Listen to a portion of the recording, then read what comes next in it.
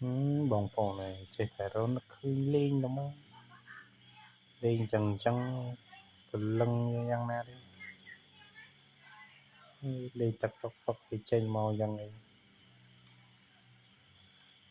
តែរំដឹងខ្លួននឹងយ៉ាងណាទេបាទចាំមើលបងប្អូនចាំមើលគាត់យ៉ាងម៉េចចាំមើល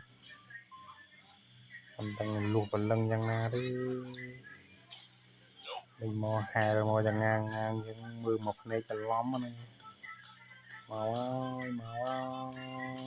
យប៉ះហើយញាក់ព្រឹតមកហើយ